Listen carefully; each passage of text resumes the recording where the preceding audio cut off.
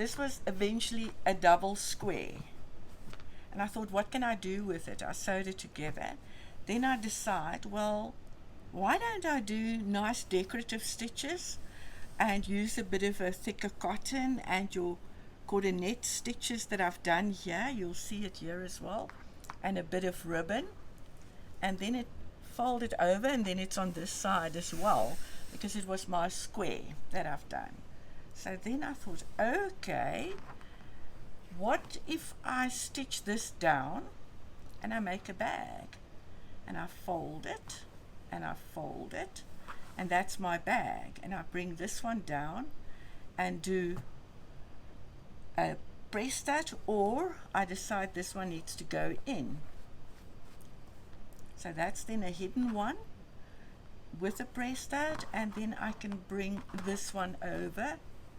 That will give me all my stitches. Or I do the other way, which is quite a lot. Do the same thing, because you don't want it so much. So it's in the inside, and you bring this over, and you take this one in here. So you've got two pockets that will go in, and it gives you then that and that. So we can play with it.